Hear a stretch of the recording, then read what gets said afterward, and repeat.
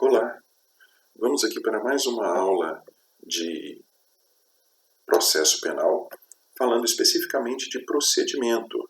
Nós já dissemos desde o princípio do tema que se tratam de três procedimentos distintos. Nós temos o procedimento sumário, sumaríssimo e o procedimento ordinário.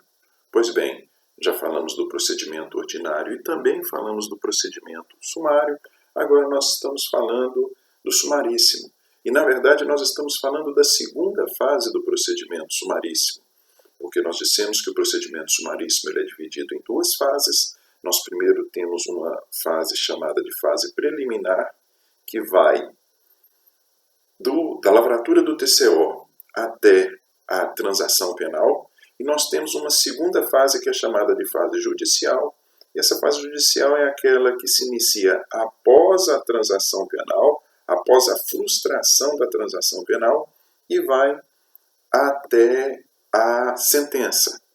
Pois bem, a regulamentação, já falamos dessa primeira fase, já falamos da fase preliminar. A fase judicial, a sua regulamentação está entre os artigos 77 e 83 da Lei 9.099.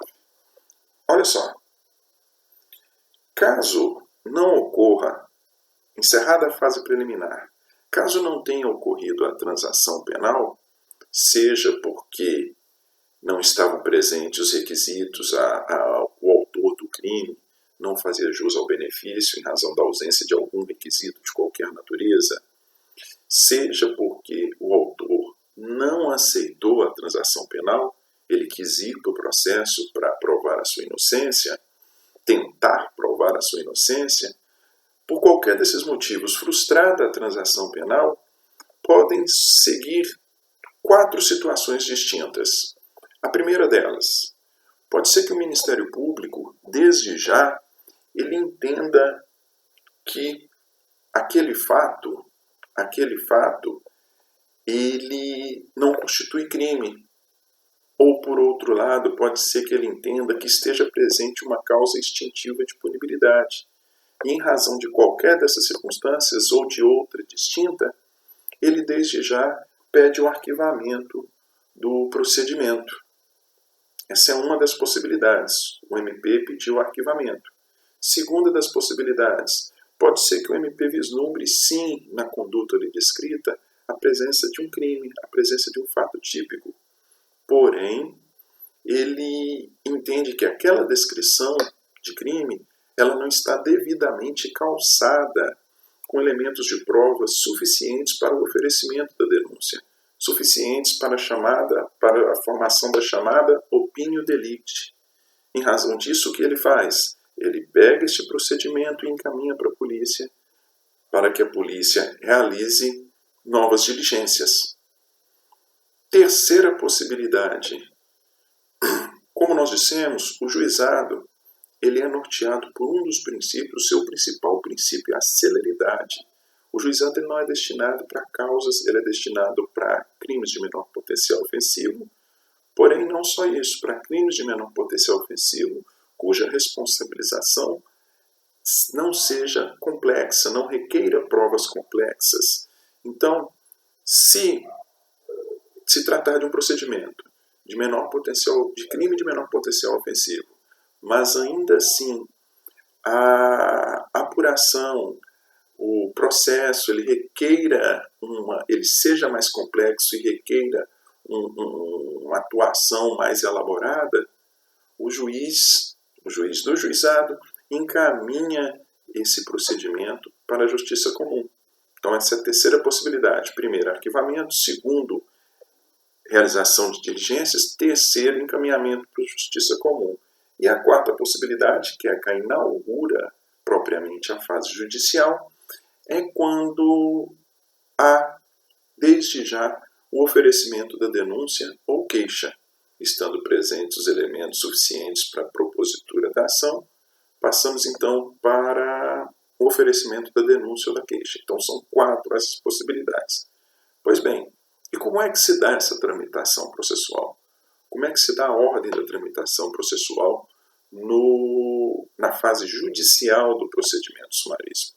Veja só, No primeiro momento, nós temos a citação. E nós já dissemos que essa citação, necessariamente, ela é citação pessoal. Não existe citação editalícia, não existe citação por hora certa. No juizado especial, a citação necessariamente é pessoal. Pois bem, passada a citação, compete àquele a quem está sendo atribuída a conduta oferecer a defesa preliminar. Vejam vocês que interessante. Seguido a essa defesa preliminar, é que nós temos o recebimento ou rejeição da denúncia ou queixa. Num primeiro momento, a denúncia é oferecida, apresenta-se a defesa preliminar e só depois há o recebimento ou rejeição da denúncia. Se vocês se recordam, no procedimento ordinário sumário isso é diferente. A rejeição ou recebimento da denúncia, ela se dá antes da defesa preliminar. Aqui não. Aqui nós temos denúncia, defesa preliminar e recebimento ou rejeição da denúncia. Essa análise de recebimento ou rejeição pelo juiz, ela se faz depois da apresentação da defesa preliminar. Pois bem, aí nós já passamos para a fase da instrução processual propriamente dita. E essa instrução, ela se dá em uma audiência una. Primeiro momento, dentro daquela concretização do princípio da ampla defesa, da mesmíssima forma que no procedimento ordinário e sumário, aqui no sumaríssimo também, a defesa sempre fala por último. No primeiro momento, faz-se a oitiva da vítima, seguido pelas testemunhas da defesa. Só na sequência nós temos as testemunhas do acusado e, por último, depois de ouvido todos, depois de ouvido o que disse a vítima, o que disse as testemunhas da vítima, o que afirmou as suas próprias testemunhas, só neste momento é que nós vamos para o interrogatório do acusado. Seguido, então, dos debates orais, nós não temos a previsão de apresentação de alegações finais por memoriais, como ocorre no procedimento ordinário em algumas situações específicas. Vocês lembram que nós temos a possibilidade de cisão, de quebra da audiência no procedimento ordinário e sumário. Aqui não há essa previsão. Necessariamente os debates são orais. E seguido da sentença.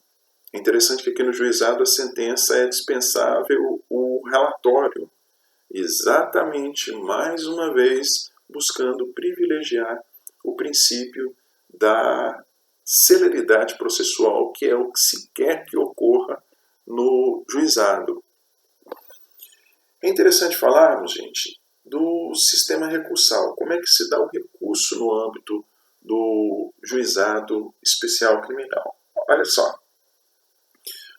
Quando nós falamos lá do princípio da previsão constitucional, já há na previsão constitucional a referência que se faz às turmas recursais. O juizado, as causas submetidas ao juizado, num primeiro momento, os recursos, o recurso das ações que primeiro transcorrem perante o juizado especial, que primeiro transcorre perante o juiz de direito, elas vão para uma turma, elas não vão para o Tribunal de Justiça que esse juiz é vinculado.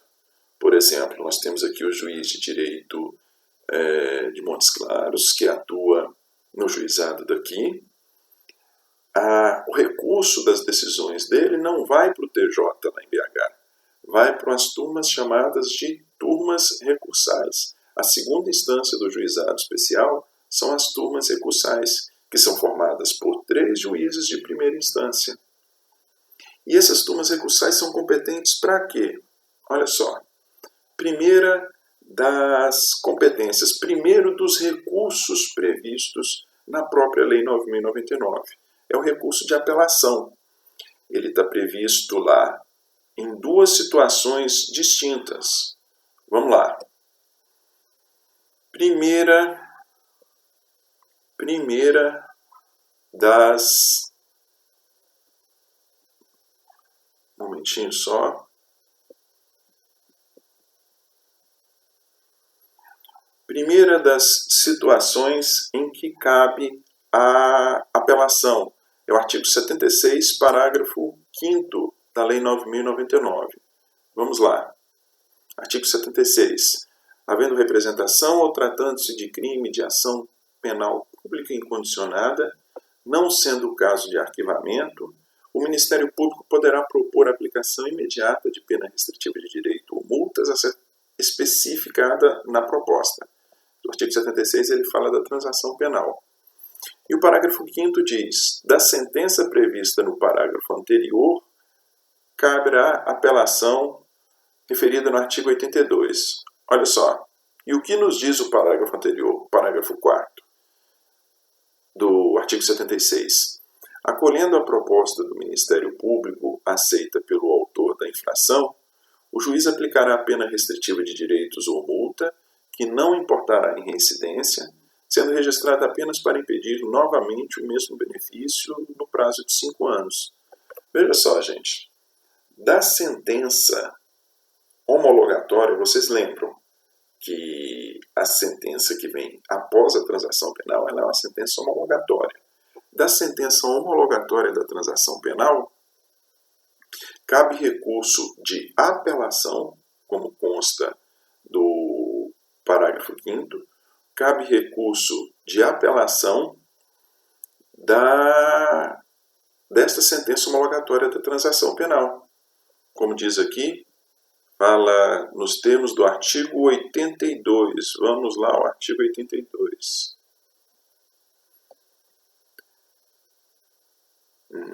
Da decisão de rejeição da denúncia ou queixa e da sentença caberá apelação, que poderá ser julgada por turma composta de 3 juízes em exercício de primeiro grau de jurisdição reunidos na sede do juizado. É a mesma situação. Para o caso de decisão, para o caso de sentença homologatória de transação penal, o recurso cabível dessa sentença é a apelação, e a apelação é julgada, conforme consta lá do 82, indicativo do 82, ela é julgada por uma turma recursal composta por 3 juízes. Agora veja que interessante, se você for parar para pensar assim, peraí, nós tivemos a propositura de uma transação penal, nós tivemos a aceitação dessa transação, a sentença homologou. Se o acusado aceitou a transação, ele vai recorrer do quê? Bom, nós sabemos que por mais que a sentença seja homologatória, a sentença é do juiz. Então, nada impede que o juiz estabeleça uma outra pena que não aquela proposta na transação penal. Se o juiz, de alguma forma, ele não simplesmente homologar, mas ele decidir de forma diferente em qualquer aspecto, seja acusação, seja defesa, podem recorrer dessa decisão, podem questionar essa decisão. E como é que questionam? Questionam via recurso de apelação. Pois bem, o primeiro dos recursos encaminhados para apelação, para a turma recursal via apelação, é em caso de discordância da sentença homologatória, e o segundo dos casos é exatamente esse referido no artigo 82, da rejeição da denúncia ou queixa e da sentença caberá apelação, que poderá ser julgada por turma. Muito bem? Então vamos lá. Além da sentença homologatória da transação penal, também a sentença de mérito, condenatória ou absolutória, além da rejeição da denúncia ou queixa, essas 3 situações, sentença homologatória de transação, sentença de mérito e rejeição da denúncia ou queixa, todas essas 3 decisões são atacáveis via recurso de apelação. E esse recurso de apelação é direcionado para quem? Para uma turma recursal composta por 3 juízes de primeiro grau. Ok? Essa então é a primeira previsão de recurso no âmbito do Juizado Especial Criminal. Existe um segundo recurso também previsto na Lei 9.099, que é o recurso dos embargos declaratórios. Os embargos declaratórios estão previstos lá no artigo 83 da Lei 9.099. Vamos lá. Caberá embargos de declaração quando, em sentença ou acordo, houver obscuridade, contradição ou omissão. Nós já falamos em aulas anteriores, inclusive, a respeito desta modalidade de recurso. Caso se trate caso haja na decisão atacada obscuridade, contradição ou omissão, nós dissemos que cabe o recurso de embargos de declaração, e esse embargo de declaração, nós já falamos a respeito dele em outras aulas, é interessante que ele apresenta a característica de que ele é direcionado para o próprio juiz prolator da decisão atacada via recurso. Por quê? Porque compete a ele esclarecer a obscuridade, a contradição ou a omissão. Num primeiro momento ele faz esse esclarecimento e, feitos os esclarecimentos, ainda sendo a sentença, a decisão, desfavorável a qualquer das partes, ela ainda tem a oportunidade de lançar a mão do segundo recurso. No caso, via de regra, é o recurso de apelação. Ok? Mas vamos dar sequência.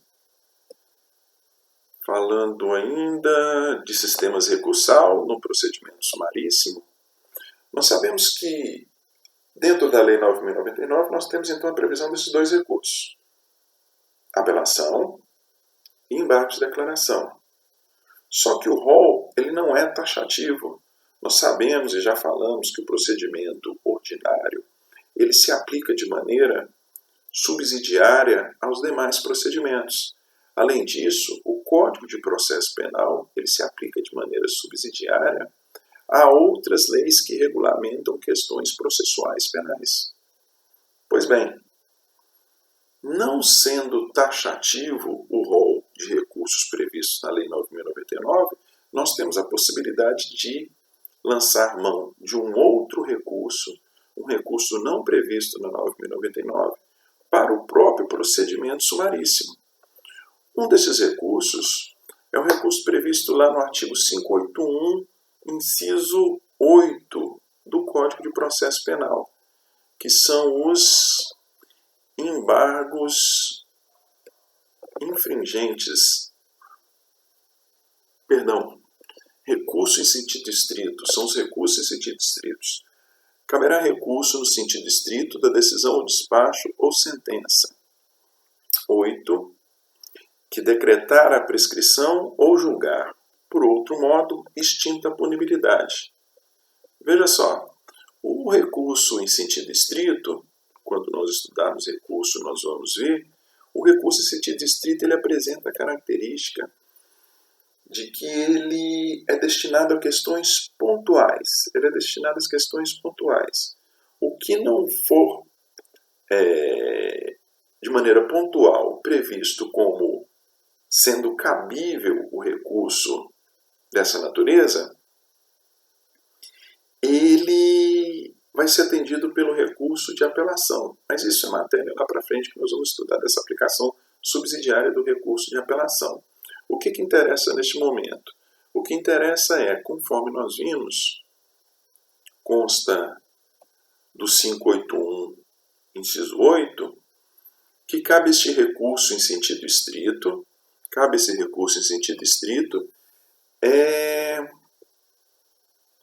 em caso de decisão que decretar prescrição ou que de outro modo julgar extinta a punibilidade. Então, se a sentença absolutória, ela julga extinta a punibilidade ou decreta prescrição, ela é absolutória? Ela é absolutória. Qual recurso que eu lanço mão é apelação? Não. Ainda que se trate do juizado, nós temos aplicação subsidiária, o rol previsto na 9.099 não é taxativo. Em função disso, nós vamos ter a aplicação, a possibilidade da interposição do recurso em sentido estrito, ok? Mas não é só recurso em sentido estrito. Fora da 9.099, nós ainda temos a possibilidade de atacar as decisões do procedimento sumário via recurso extraordinário, que está previsto lá no artigo 102.3 da Constituição Federal. Vamos falar dele. Sim. Compete ao Supremo Tribunal Federal, principalmente à Guarda da Constituição, cabendo-lhe inciso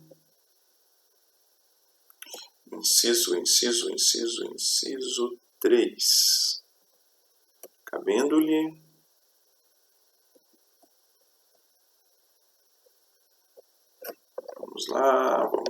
vamos lá. Sim. Julgar, mediante recurso extraordinário, as causas decididas em única ou última instância quando a decisão recorrida: a. Contrariar dispositivo da Constituição. B. Declarar inconstitucionalidade de tratado ou lei federal. C. Julgar válida lei ou ato de governo local contestado em face dessa Constituição. D. Julgar válida lei contestada em face de lei federal. Muito bem. Olha só.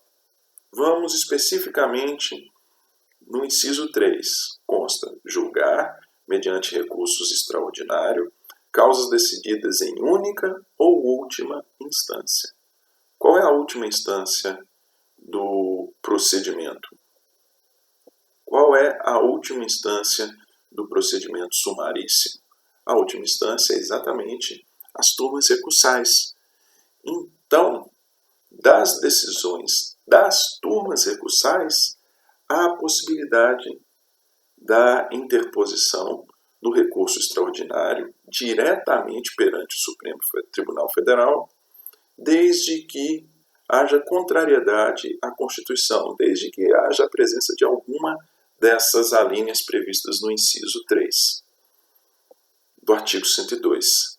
Agora vejam vocês, situação diferente é a do recurso especial.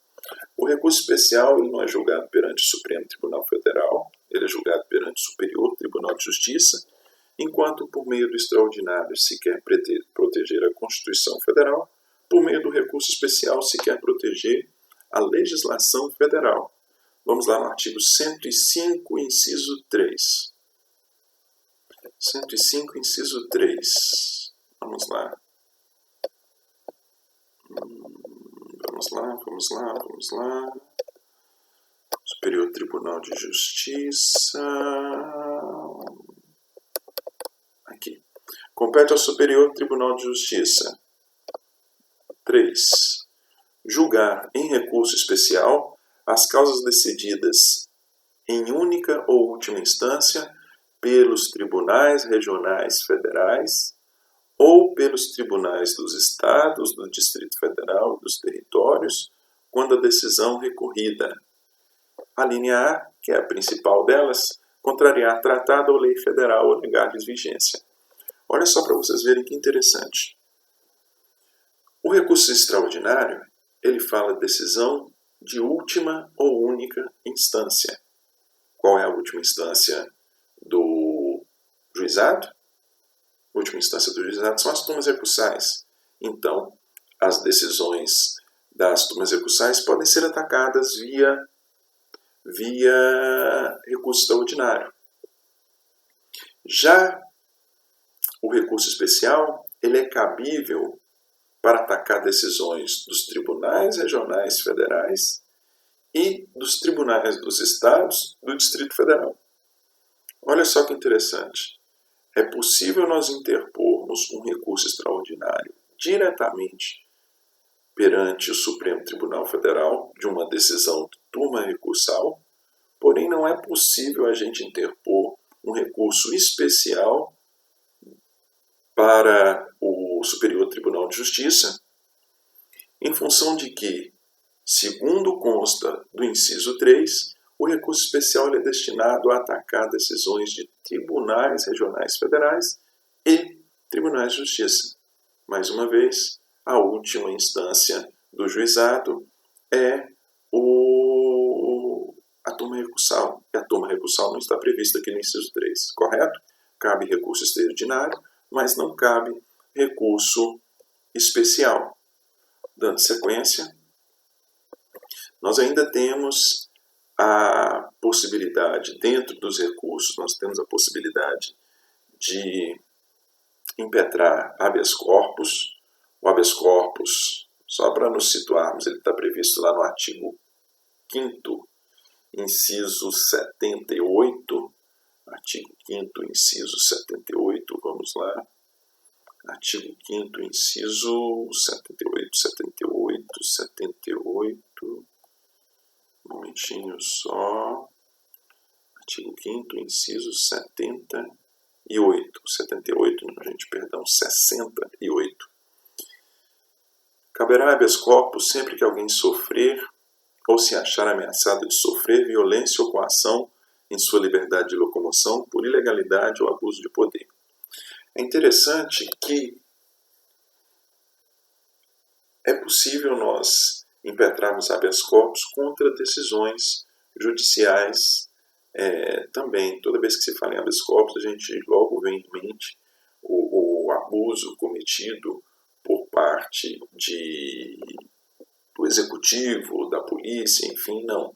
Mas as decisões judiciais, além da previsão dos recursos, nós já falamos aqui de apelação, nós já falamos aqui de embargos de declaração, nós já falamos aqui de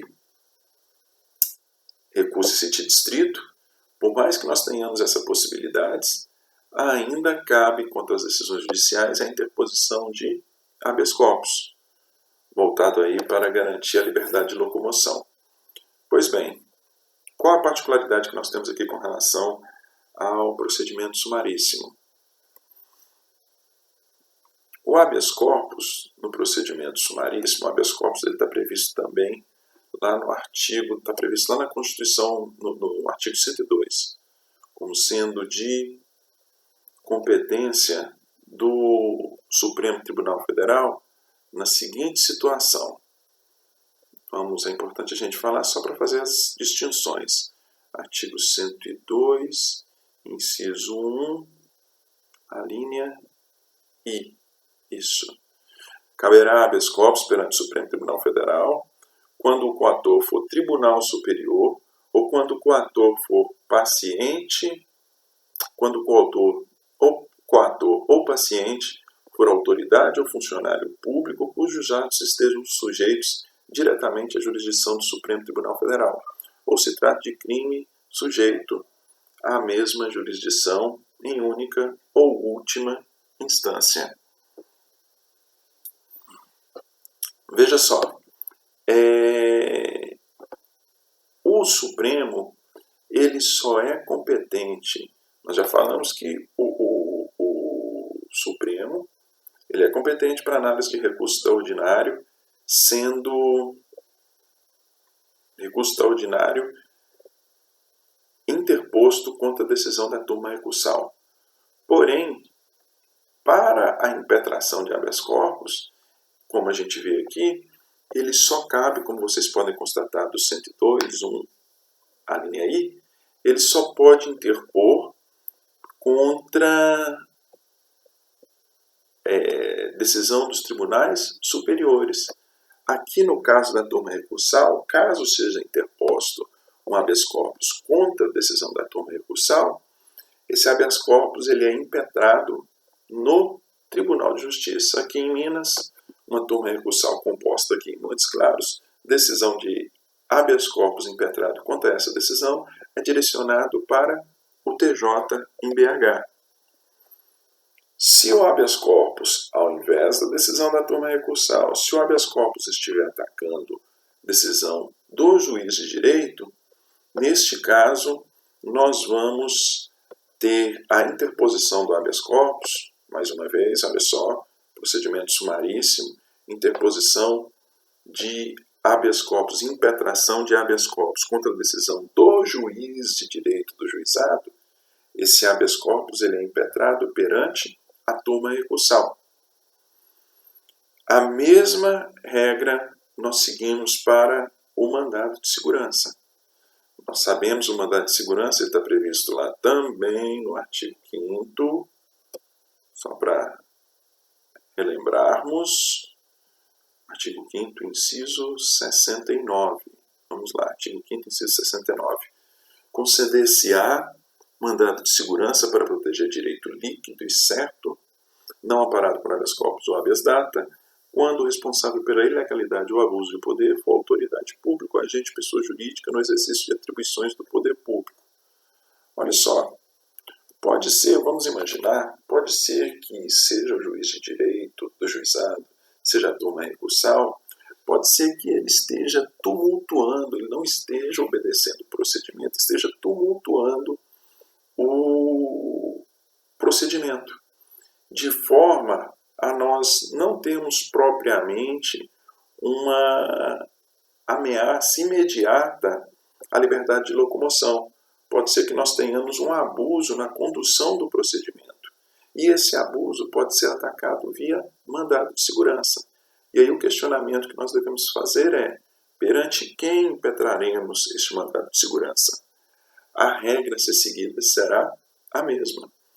O mandado de segurança da decisão da turma recursal vai ser impetrado perante o Tribunal de Justiça. O mandado de segurança da decisão do juiz de direito vai ser impetrado perante a turma recursal. Juiz de direito, turma recursal. Turma recursal, Tribunal de Justiça. Tranquilo? Essa regra vale tanto para o habeas corpus quanto para o mandado de segurança. Pois bem, olha só, gente. É importante a gente falar que existe um instituto que foi criado na Lei 9.099, que é o Instituto da Suspensão Condicional do Processo. Vocês já estudaram, vocês estão no 6º período, vocês já estudaram a suspensão condicional da pena. Só que além da suspensão condicional da pena, nós temos a suspensão condicional do processo, que também é chamado de SUSPRO. O interessante é o seguinte: a suspensão condicional do processo, a Lei 9.099, ela regulamenta o procedimento sumaríssimo. Ela prevê a criação do juizado especial.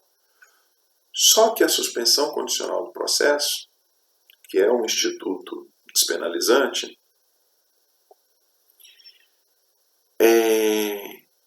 ele estabeleceu no seu artigo 89 a criação de um instituto chamado de suspensão condicional do processo. E essa suspensão condicional do processo, ela se aplica não só aos crimes de competência do juizado.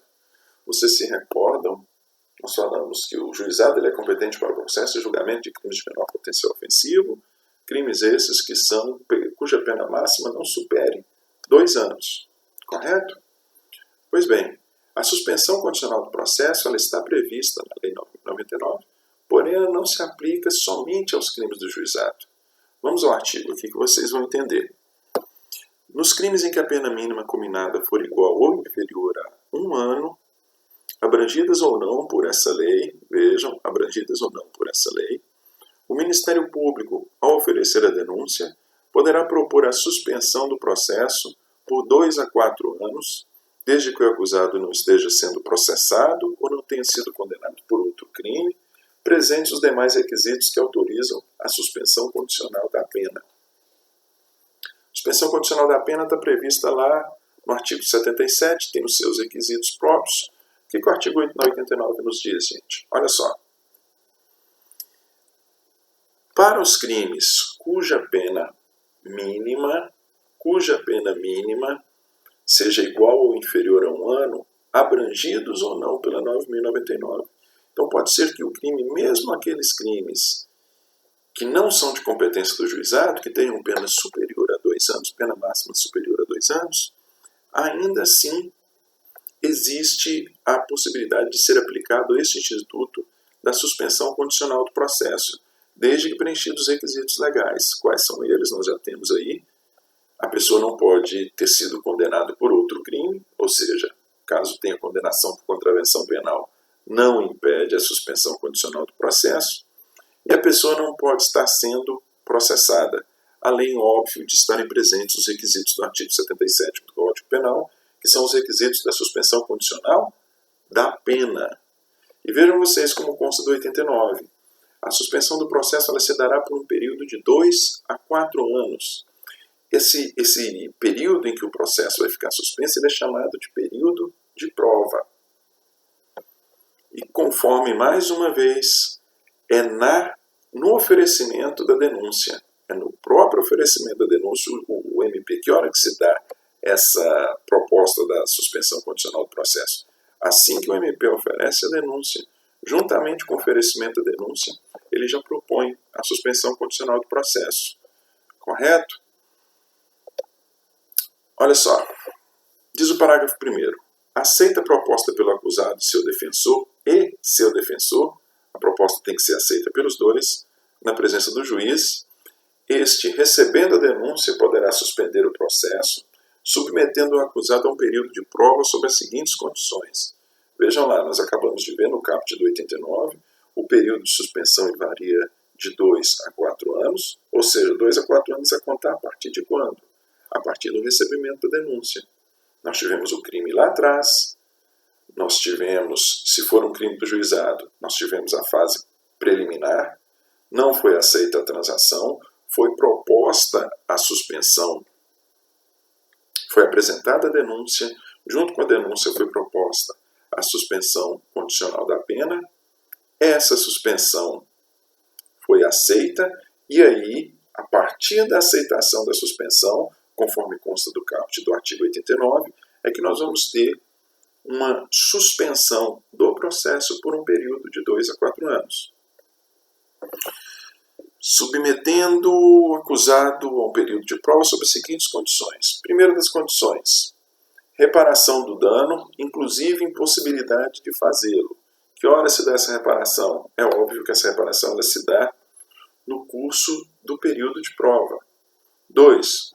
Essa obrigação de reparação. 2. Proibição de frequentar determinados lugares. 3. Proibição de ausentar-se da comarca onde reside, sem autorização do juiz. 4. Comparecimento pessoal e obrigatório a juiz, mensalmente, para informar e justificar suas atividades. Vejam só, essas então são as condições que a pessoa tem que executar durante o período de prova. Primeiro delas, reparação de dano. Segundo, proibição de frequentar determinados locais. O juiz pode estabelecer determinados locais onde a pessoa não pode frequentar. Terceiro, proibição de ausentar-se da comarca onde reside sem autorização do juiz. Ela precisa, a pessoa que esteja sendo beneficiada por uma suspensão condicional do processo, ela não pode se ausentar da comarca sem comunicar ao juiz. E 4, comparecimento pessoal e obrigatório ao juiz, mensalmente, para ir lá falar: estou estudando, estou trabalhando, para justificar as suas atividades, como consta do inciso 4.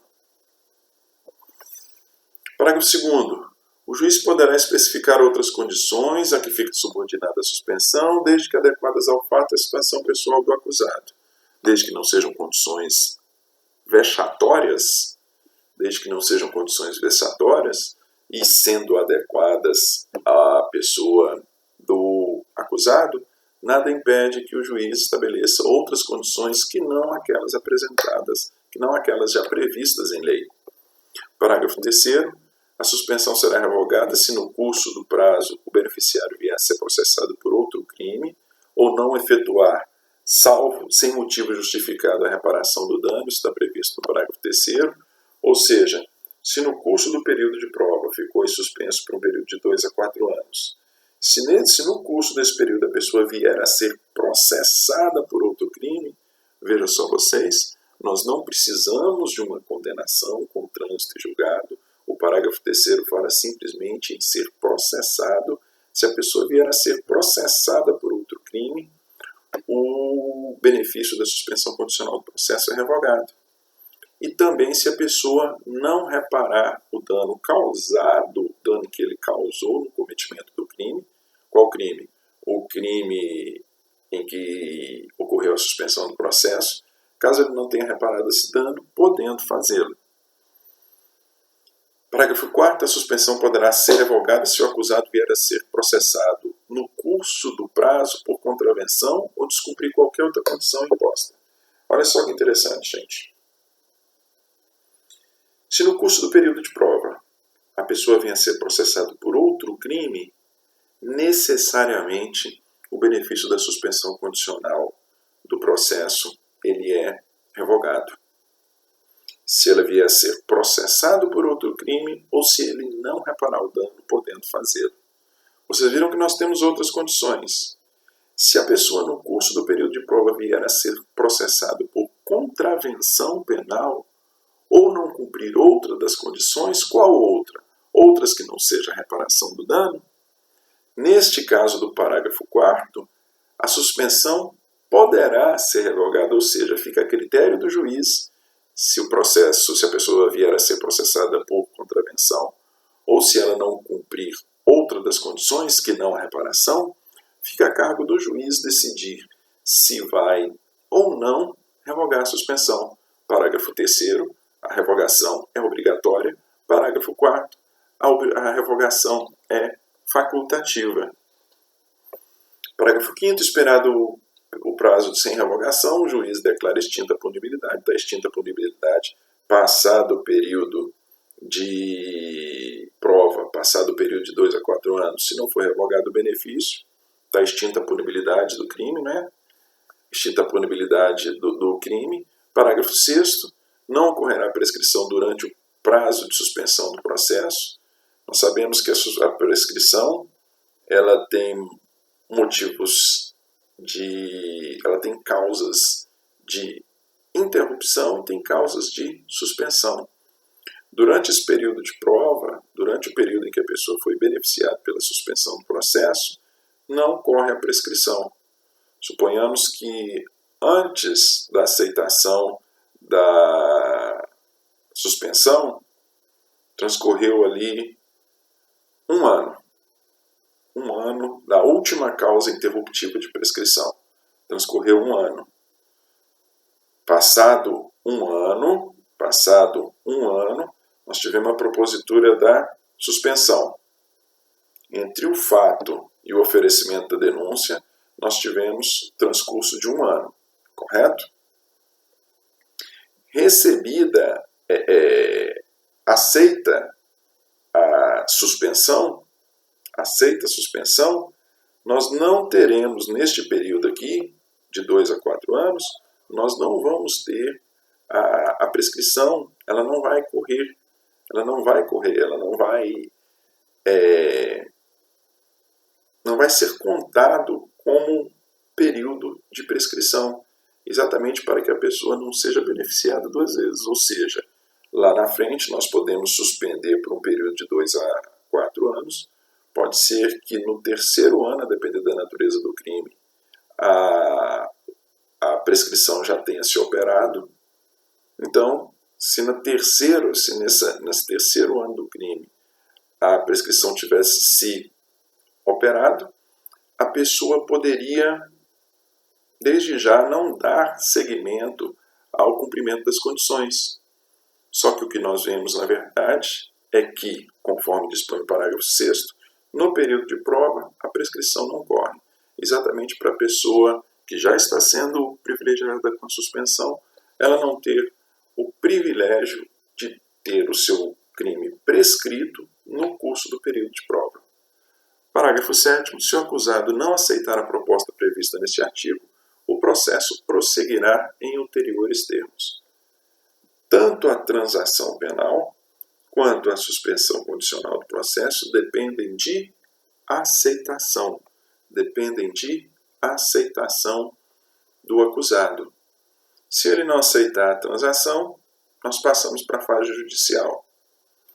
Se o réu não aceitar a proposta de suspensão condicional do processo, nós passamos o processo, conforme dispõe o parágrafo 7º, ele tem a sua tramitação normal. Muito bem, gente. Aqui nós encerramos a nossa aula sobre o procedimento sumaríssimo. Falamos aqui da fase judicial. espero que vocês tenham gostado da aula. Na próxima aula, nós seguiremos ainda falando de procedimento no processo penal. Até mais.